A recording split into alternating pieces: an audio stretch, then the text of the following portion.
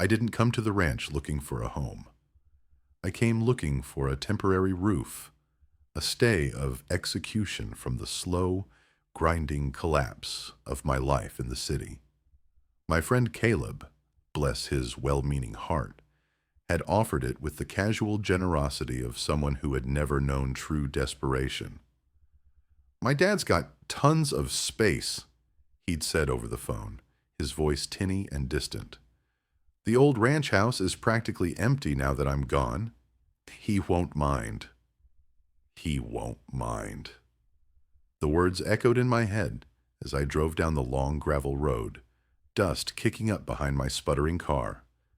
It was a phrase that implied tolerance, not welcome, a sufferance.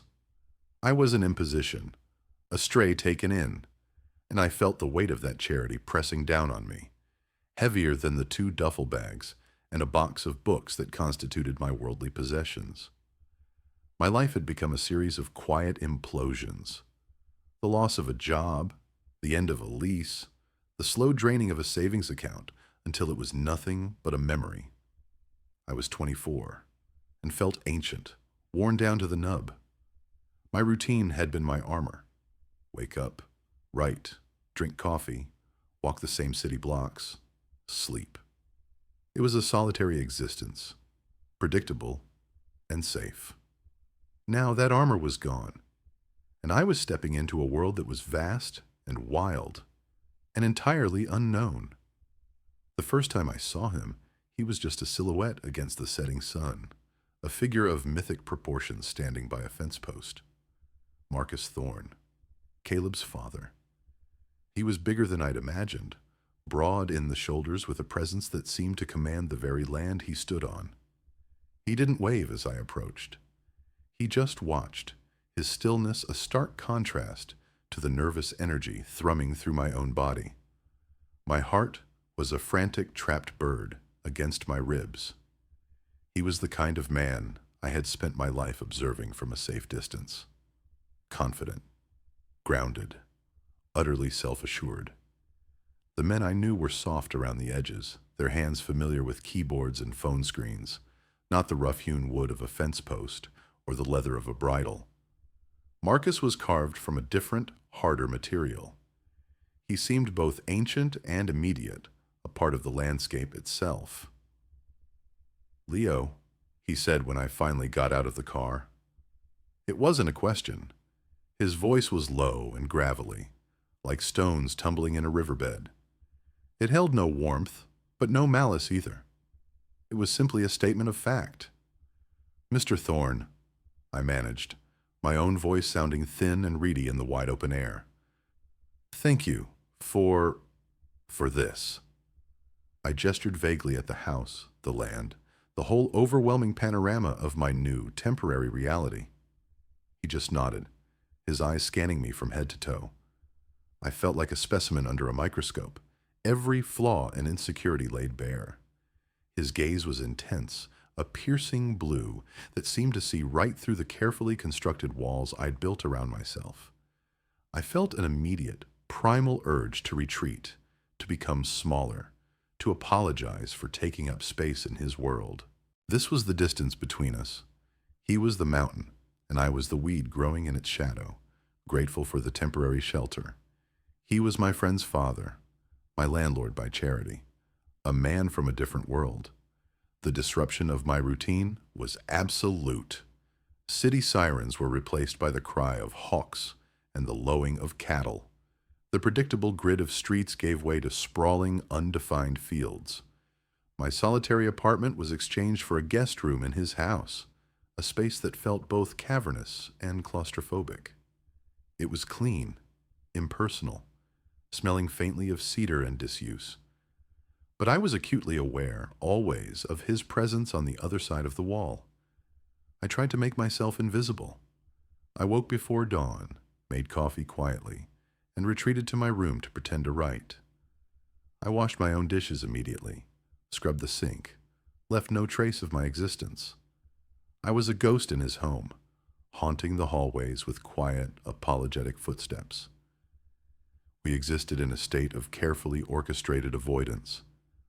Our paths would cross in the kitchen, a brief, tense moment of shared space where I would flatten myself against a counter to let him pass.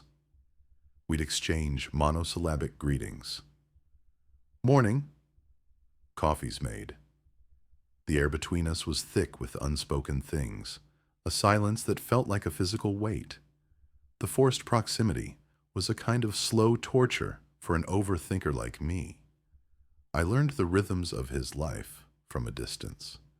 The heavy tread of his boots on the hardwood floor at 5 in the morning. The sound of the screen door sighing shut as he left for the barns.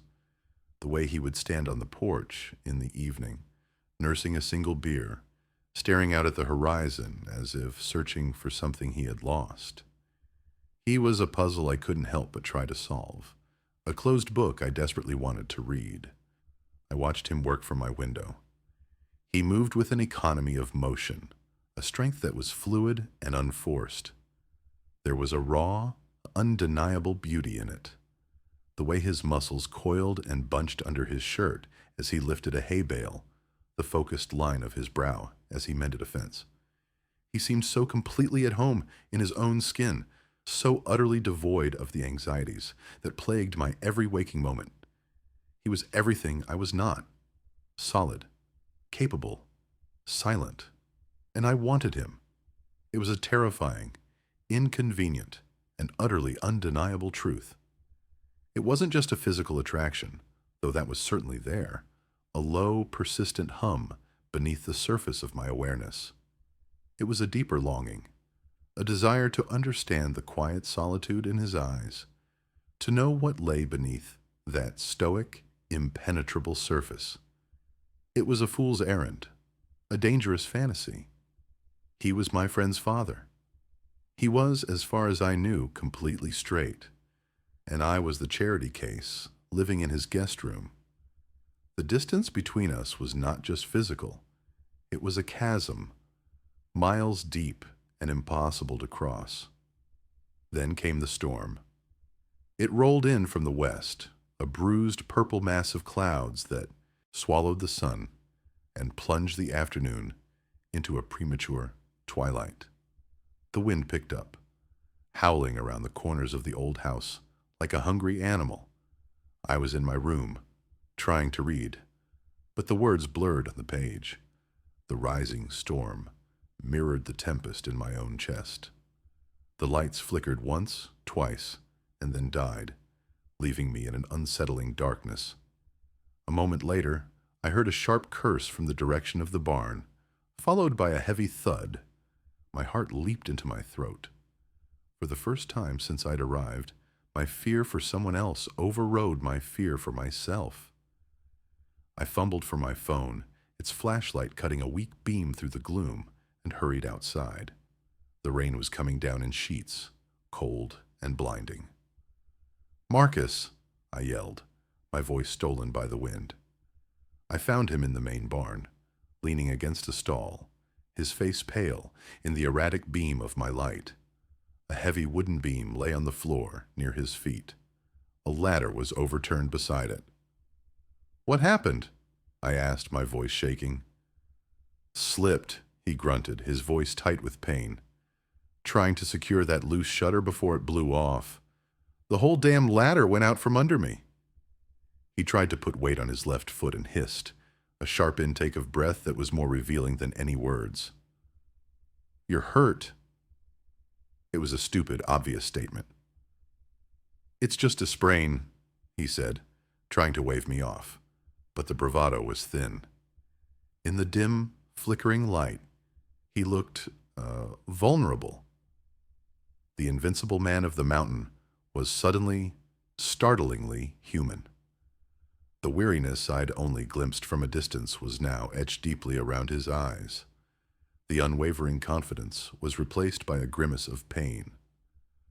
"Lean on me," I said, the words leaving my mouth before I could second-guess them. He hesitated, his pride warring with the pain. But then he looked at me, a long, searching look, and finally gave a reluctant nod. I moved closer, my arm going around his waist, his arm draping over my shoulders. The contact was electric. His body was solid and warm against mine, the fabric of his shirt damp from the rain. I could feel the hard muscle of his back, the sheer physical reality of him. It was overwhelming. Getting him back to the house was a slow, arduous process. He was heavy, and I was clumsy, but we managed. Every step was an exercise in forced intimacy. His breath hitched by my ear. My hand was pressed firmly against his side. The professional distance, the carefully maintained chasm between us, had vanished, washed away by the storm. I was no longer just the guest. I was the one he was leaning on. The power dynamic had shifted, subtly but seismically. Inside, the house was cold and dark. I got him settled onto the living room sofa, his injured leg propped up on a cushion. I found a first aid kit in the kitchen, along with candles and a box of matches. Soon, the room was filled with a soft, flickering glow. The candlelight danced on the planes of his face, softening the hard lines, making him look younger, more approachable. I knelt in front of him, my hands surprisingly steady as I cut away the denim of his pant leg to get to his ankle. It was already swelling, turning a dark, ugly shade of purple. "This is going to hurt," I said quietly. "Just do it," he rasped. As I wrapped the compression bandage around his ankle, my fingers brushed against his skin. It was the first time we had touched intentionally, skin on skin. A jolt went through me, sharp and hot.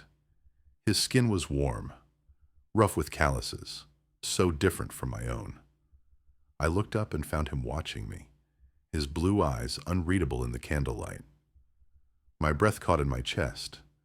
The world seemed to shrink to the small space between us, the only sounds the drumming of the rain against the windows and the frantic beating of my own heart.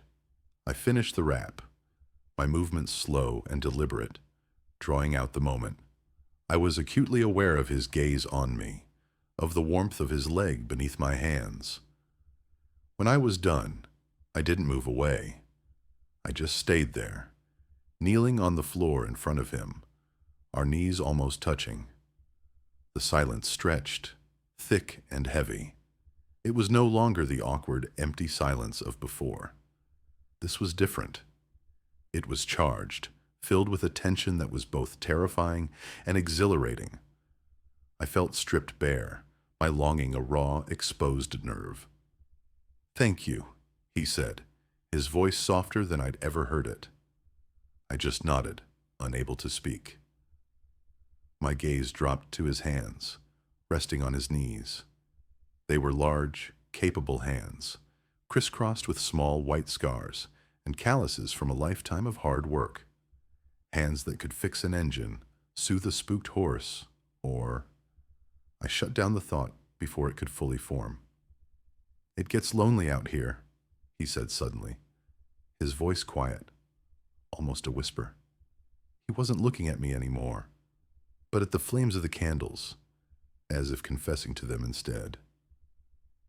"Since Martha passed, and with Caleb gone, the quiet gets loud, you know."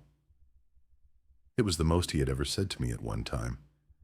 It was a crack in the fortress, a glimpse of the man hidden inside. My heart ached for him, for the loneliness I saw reflected in my own soul. "I know," I whispered. "The quiet can be the loudest thing in the world." He looked at me then, really looked at me, and in his eyes I saw not pity, not tolerance, but a flicker of understanding, of recognition. It was as if he was seeing me for the first time, not as Caleb's friend, not as a temporary boarder, but as a person. I don't know who moved first. Maybe we both did.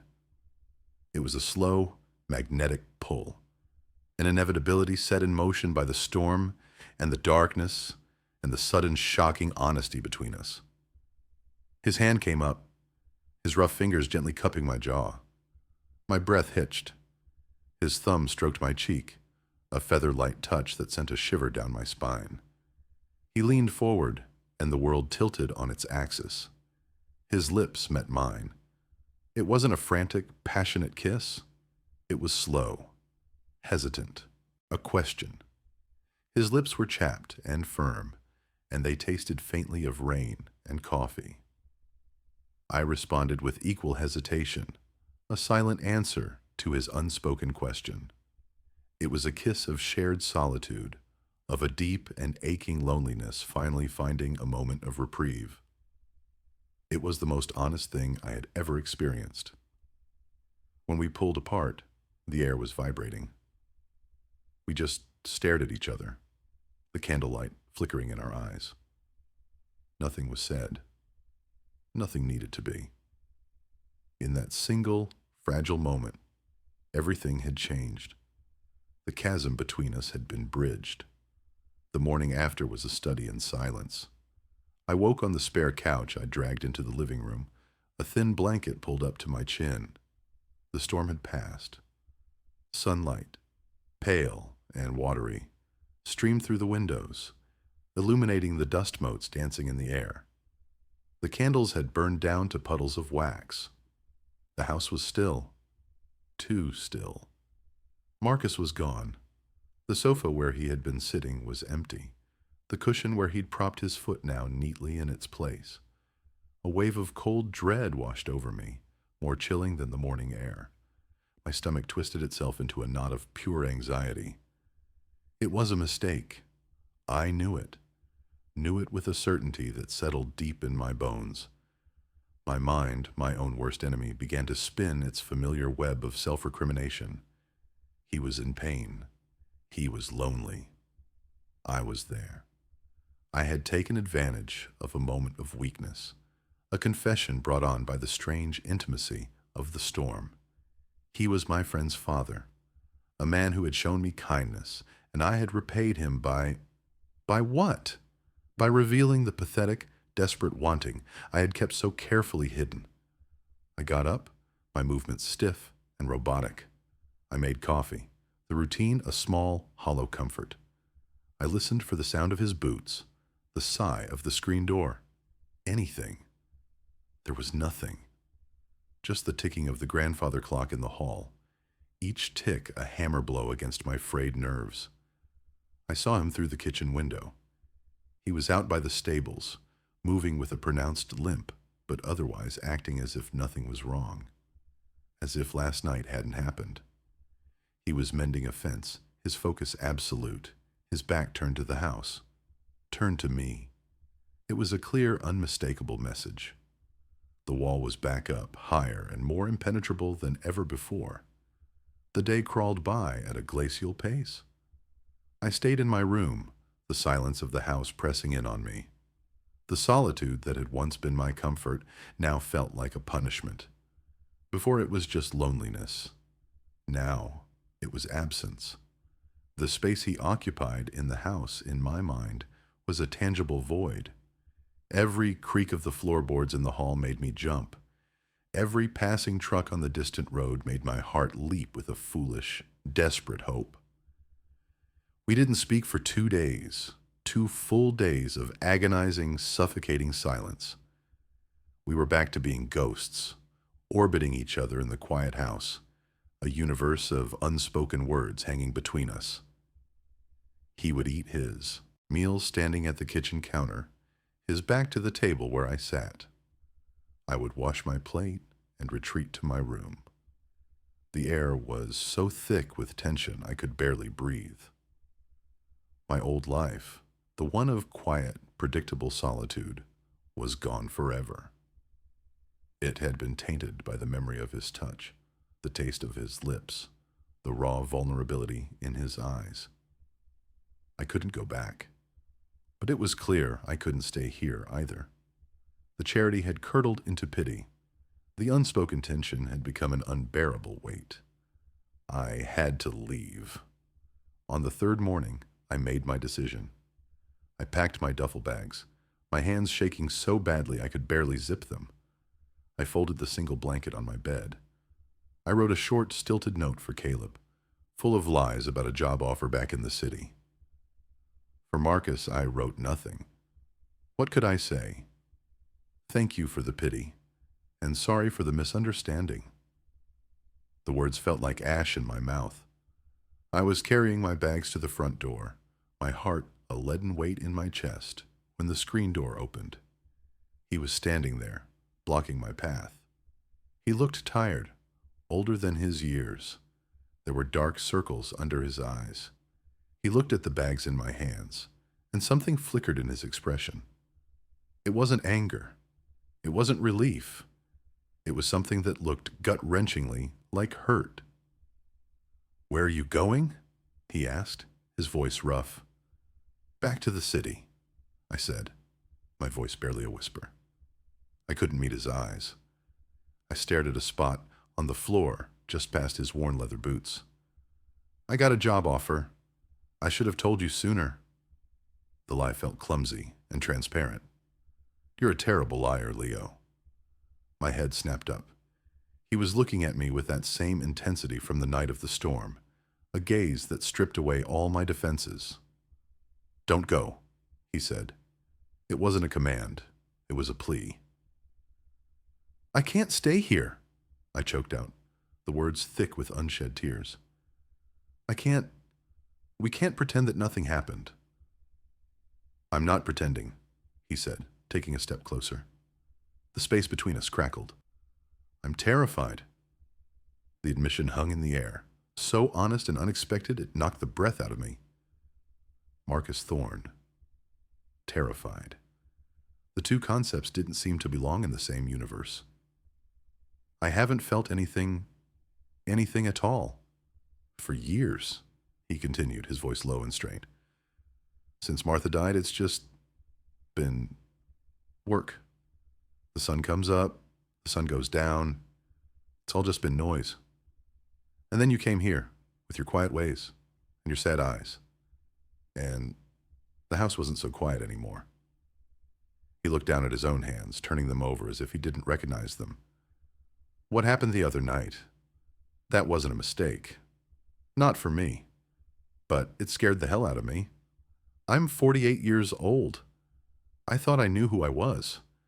I don't know what I'm doing, Leo." My carefully constructed walls crumbled. His vulnerability was a tidal wave, washing away my fear and my pride. All the anxiety, the self-recrimination, it all dissolved in the face of his raw, painful honesty. He was just as lost as I was. "I don't know what I'm doing either," I confessed, a single tear finally escaping and tracing a hot path down my cheek. "I just know I don't want to go back to that quiet." He closed the remaining distance between us. He didn't kiss me. He just reached out and took the duffel bag from my hand, letting it fall to the floor with a soft thud. Then he took my other bag and did the same. His hands, large and warm, found mine. He laced his fingers through my own, his calloused skin a comforting, grounding friction against my palm. "Then stay," he said, his voice thick with emotion. "Please, stay." He didn't need to say anything else. His grip on my hand was the only answer I needed. He led me back towards the living room, away from the front door, away from the idea of leaving. He sat me down on the sofa and then went into the small office off the hall. He came back a moment later, holding a single old-fashioned brass key. It wasn't a guest key. It was worn, its edges softened with age. It looked like it belonged. He pressed it into my palm and closed my fingers around it. "This was Martha's," he said quietly. "It opens the front door. And the back. It's a house key. A key for someone who lives here." The weight of that small piece of metal in my hand was immense. It was more than a key. It was a promise. An invitation. A tangible act of commitment that spoke louder than any declaration of love. It was him asking me to stay. Not as a guest, not as a charity case, but as a part of his home, as a part of his life. And in that moment, I knew I had found the one thing I hadn't even realized I was looking for. I wasn't just a stray anymore. I was home. The days that followed were a slow, gentle unfolding. The crushing tension was gone, replaced by a quiet, tentative intimacy. We were learning a new language, one spoken not in words, but in small gestures. The way he would pour me a cup of coffee in the morning without asking, just the way I liked it. The way I would leave a plate of food for him on the stove when he came in late from the fields. We fell into a new routine, a shared domesticity that felt both thrillingly new and deeply comfortable. Waking up was no longer an exercise in anxiety. Sometimes I would wake to find him already gone, but the indentation of his head on the pillow next to mine was a silent reassurance. Other mornings I'd wake to find him watching me, a soft, unguarded look in his eyes that made my heart ache with a sweet, unfamiliar joy. We started sharing meals at the actual table, not on opposite sides of the room. We talked about everything and nothing. I told him about the city, about my failed attempts at writing a novel, about the suffocating loneliness that had driven me here. He told me about the ranch, about his wife, Martha, speaking of her with a gentle reverence that held no jealousy, only love. He told me about Caleb's childhood, pointing out a notch on a door frame that marked his height at age 10. He was opening his life to me, letting me into the quiet, guarded corners of his heart. One afternoon, he found me staring at a broken section of fence by the horse pasture. "You just gonna look at it, or are you gonna help?" he asked, a ghost of a smile playing on his lips. I spent the next 2 hours learning how to stretch wire and hammer staples, my hands clumsy and inept next to his sure, steady movements. He was patient, correcting my grip, his hand brushing mine as he showed me how to hold the hammer properly. Each accidental touch was a small spark, but it no longer sent me into a spiral of panic. It was just a simple, grounding fact of our new reality. My hands were blistered and sore by the end of it, but I felt a satisfaction I hadn't experienced in years. I had helped build something. I had made a mark, however small, on this place. The nights were the best. We would sit on the porch swing, a comfortable silence settling between us as we watched the stars blanket the sky, brighter and clearer than I had ever seen them in the city. Sometimes he would reach over and take my hand, his thumbs stroking lazy circles on my skin. We didn't need to talk. The silence was no longer empty. It was full. It was the peaceful, contented silence of two people who had found solace in each other's presence. We were a strange pair, the quiet, anxious writer and the stoic, weathered rancher. On paper, it made no sense. But in the reality of our shared mornings and quiet evenings, it was the only thing that did. He was the anchor I never knew I needed, his steady presence calming the frantic storm. Inside me, and I think, was the quiet company that filled the deafening silence in his life. We had found in each other the missing pieces of our own solitude. I started writing again. Not the tortured, self-important novel I had been trying to force, but small things. Observations about the ranch, the way the light hit the hills at dawn, the smell of rain on dry earth, the quiet strength in Marcus's hands. My words were no longer born of anxiety, but of a deep and abiding sense of peace. One evening, I was reading to him from my notebook, my voice hesitant at first, then growing stronger as I shared my world with him. He listened intently, his head leaning back against the porch railing, his eyes closed. When I finished, he was quiet for a long time. Then he opened his eyes and looked at me. "You see things," he said, his voice soft. "Things nobody else bothers to look at." It was the greatest compliment I had ever received. Life on the ranch was not a fairy tale. It was hard work and long days.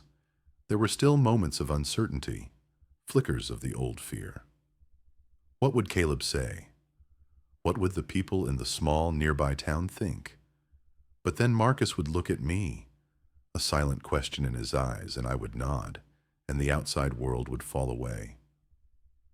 Our world was this house, this land, this quiet space we had built together. I think back now to the person I was when I first drove down that gravel road, a person hollowed out by failure and fear. I was running away from a life that had fallen apart. I thought this place was just a temporary shelter, a pause before I had to go back and try to piece my old existence back together. I was wrong. My old life wasn't waiting for me. It was over. And I didn't have to piece anything back together. Here, with this unexpected, wonderful man, I was building something new, something stronger and more real than anything I had ever known.